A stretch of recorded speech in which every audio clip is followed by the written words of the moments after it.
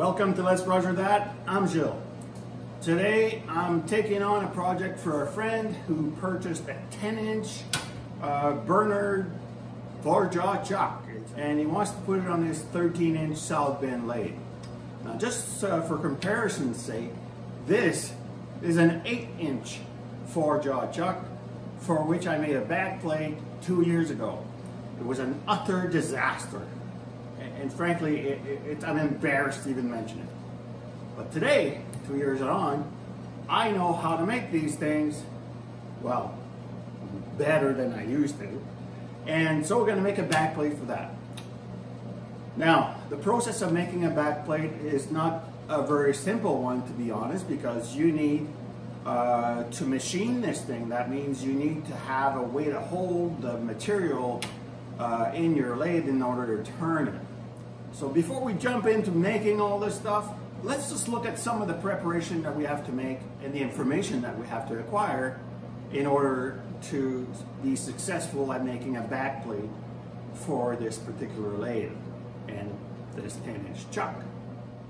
So phase one, as I see it, is learning some certain skills, and that means practicing.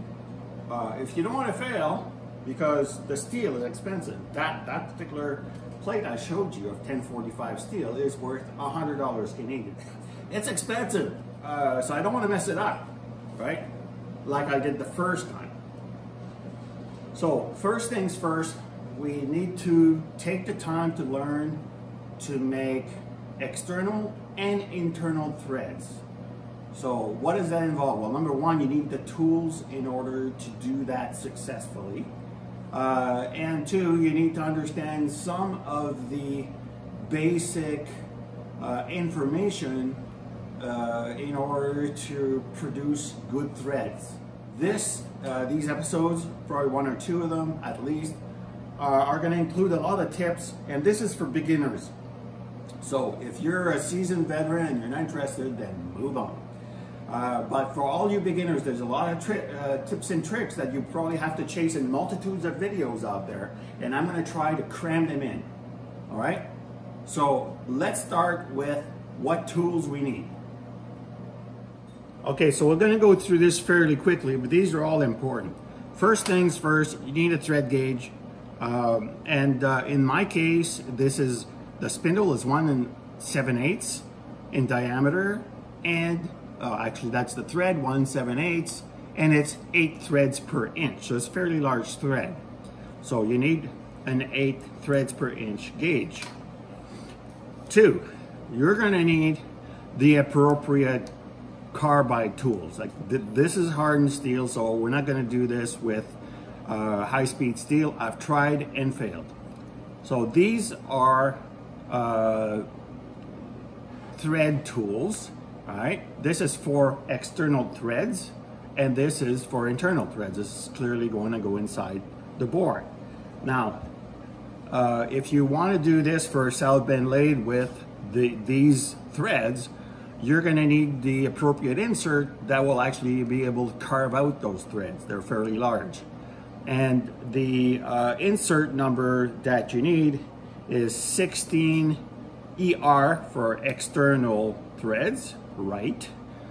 The R stands for right. And this is ERIR, which is internal threads, right. Okay? So you need those tools. Now, it doesn't matter what type of holder you have, that's the tool you need.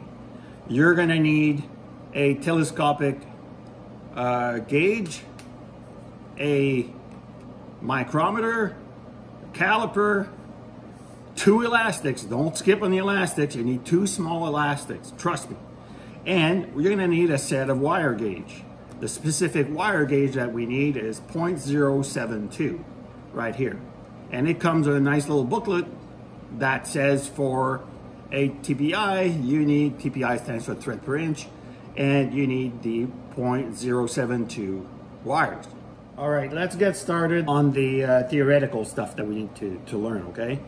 Now, in the Machinery's Handbook, on page 1833, that's 1833, you'll find the chart that gives you the specifications for your targets, all right? Your target measurements. So I'll leave it at that. If you want to look it up, go for it. Now, the thing to remember here is that when we're gonna do an outside diameter thread, right? Because we need to do this in order to make a plug like this, by the way. That's how you're going to check your internal threads when you're actually doing the back plate, all right? That's why we're gonna need, you need to make one of these.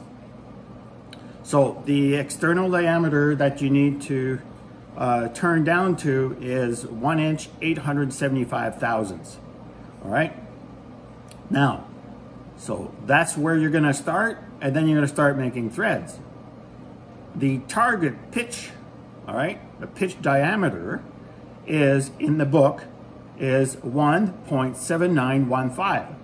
Now, when you put your wire gauge on top of your threads, right, and you measure, the measurement that you need to target for or shoot for is 1.900. All right, if you do that, you can't fail. But that's why you need to practice, okay? Because it's not as easy as it sounds to hit the target. Now, the calculation, let's go over the calculation, because you'll need to do this, right? When you measure, you're gonna measure with your wire gauge set and your micrometer, and then you'll need to figure out how to get to your target, the target pitch diameter.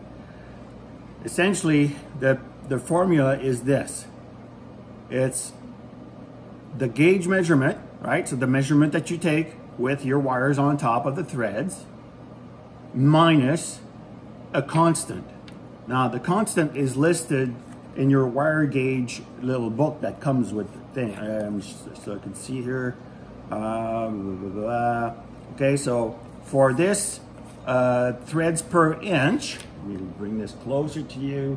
Here, when you see 8 threads per inch under the 0.072, the constant is 0.10775. That constant is what you subtract from your measurement, and it gives you the actual real pitch diameter.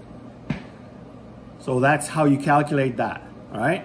So let's say you've reached you're at 1.900 here, right? And you subtract the 0.10775, that will give you your pitch diameter that is 1.7915. Now, when it comes to practical information, and this is very important, when you cut your threads, all right, before you take your measurement, every time, take a wire brush, a stiff wire brush, and clean out the outside diameter of whatever threads you've made. That way you're not gonna have, you know, little burrs sticking up and then messing up your measurement. That's really important. The other thing is that the threads, when they are finally cut, this here is going to be pointy.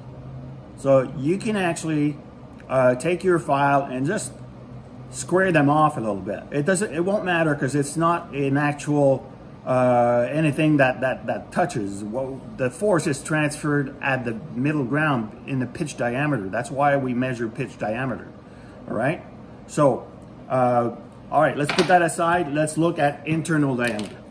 Now, when it comes to internal diameter, it's a little bit more finicky, simply because you and I we're very unlikely to have the internal pitch diameter gauges, which cost in the thousands of dollars. So that is why we need to make one of these, right? That way we can take something that is at the best precision level of the machinery handbook for threads, and then when we cut the threads, we'll be able to engage and test whether our threads have been cut appropriately. You see there's no movement there. Well, that is what you're targeting for, all right? So that is why I suggest you practice with some aluminum first. Take some, this is what, 2 inch or whatever, and this is like 3 inch or 2.5 inch.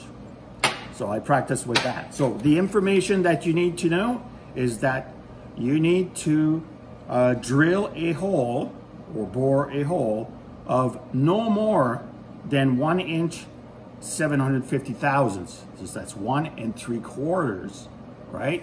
We start smaller, and as we cut threads, we'll get bigger. So we need to start smaller for the inside diameter. All right. And again, every time you test, when you get close, all right, you'll know, then use a wire brush to clean out whatever threads you're making. That way you'll get a better test with your test plug, I'll call it. Okay, let's move on from that. I want to put all that theoretical and practice stuff behind the extra stuff, the learning stuff. I want to do that all right now and get that done and over with for you, so that when we get into the video, you'll actually be able to understand what's happening. Now, to use these, all right, now there's all kinds of methods out there, but honestly, the best that I've found for a beginner like myself is you put these on, let's say the top like that, okay? And then the other one. Now, this is not easy, of course. I don't expect you to, be experts right away. But essentially, you put a small elastic band on this one side. Then grab another elastic band, put it on the other side. Okay, you'll have to work your way through this because it's a bit of a cluster with your hands. But essentially, once you do that, you've got it. That's it. Now, here's the important part. You need, let's look at this here closer. Let's see if I can line this up in video for you. So essentially, that one bar that's underneath has to be centered in between the other two, like that. Then you'll be able to take your measurement. And I'm not going to do it. I just, honestly, you'll need to practice. So you take your micrometer and you put it, first of all, let me just explain that in order to do this and not have too much trouble, take your top anvil, which does not move, and put it on the single wire. Then bring the other one, the one that moves, on top of the two wires. Because as you close in your micrometer, this anvil here is gonna turn and spin. So you're gonna do it very gently until you reach your measurement. You'll see it's not rocket science. And then you can do your calculation. So that's the trick that I'm giving you today, right? This worked exceedingly well. There's no mess with Vaseline or, I tried different things using a piece of styrofoam, poking these in there. None of that works great. This is a really nice way to do it, okay? Without buying anything. So that's the other trick. Now the next part involves designing your backplate. So if you already have a backplate, I would suggest you could use that in order to obtain some of the measurements and some of the features that you need to involve in your new backplate, right? Every chuck is different, therefore you're gonna have to adapt to your chuck. Okay, let's look at some of the design features that we need to account for.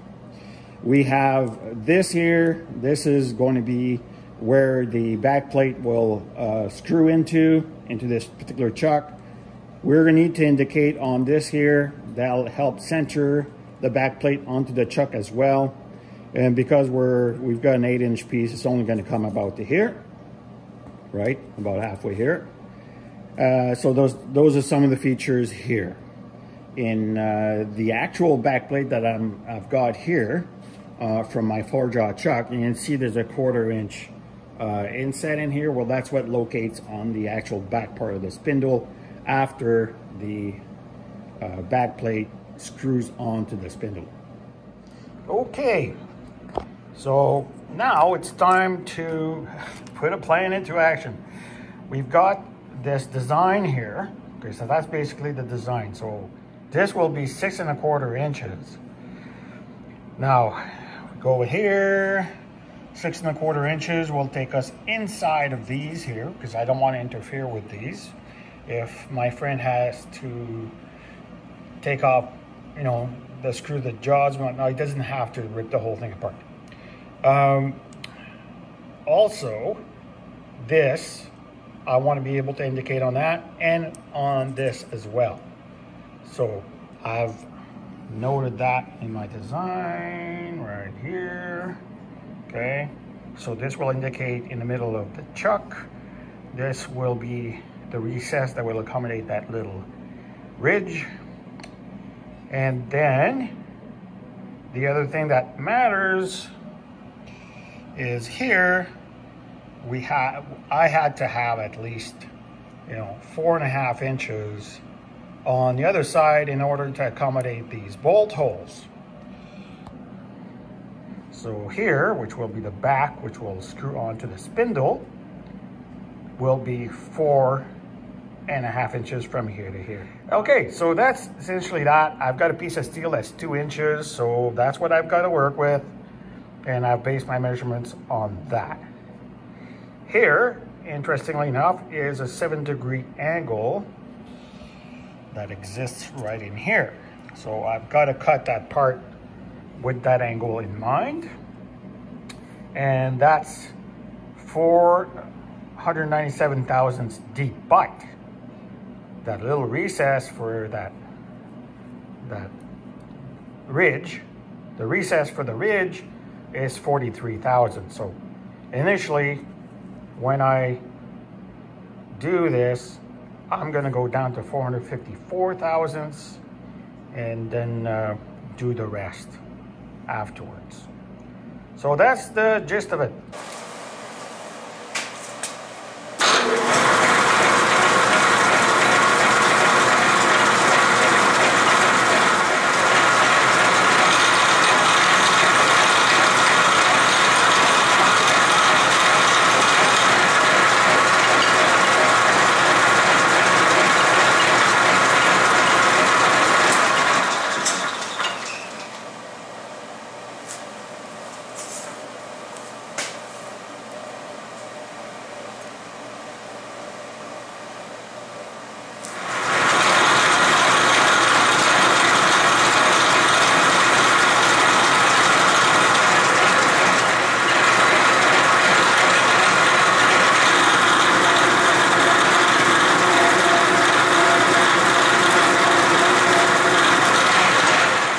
Have 7 thousandths left to go. This is the nerve-wracking part. You don't want to mess that up. Okay, 7 thousandths. I'd say I'll take cuts of like about 2 thousandths max. All right.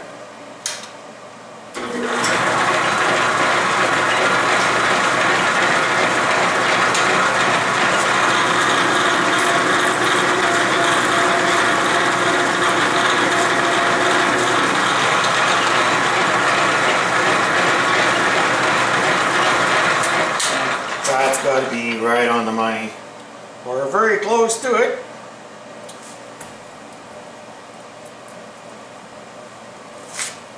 Okay.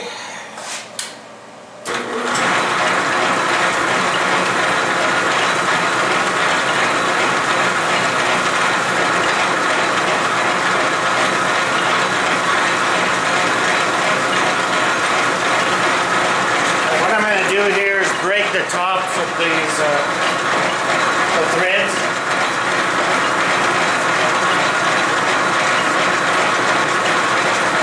Okay.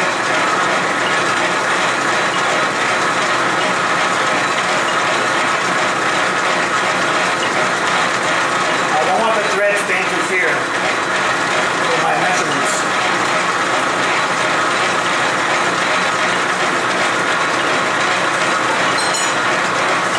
Another little brush.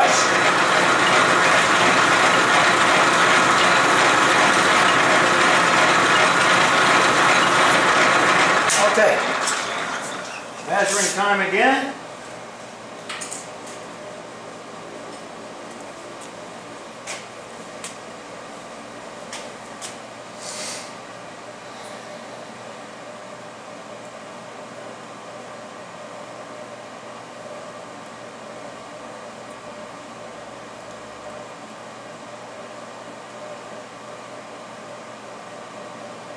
Okay, gonna make sure it's lined up. And it isn't. One over, there we go, everything's good. And let's see where we're at. I'm shooting for 1.9 to be honest. And I am on the money. 1.9005. Okay, target, here we are, numbers, we're at 1.9 minus the constant, and the target was 1.791 and I'm at 1.792. That, we're basically 5/10 away from the target, so that's perfect. Okay, so the true test is to try the plug inside the back of this 3-jaw chuck. So let's do that.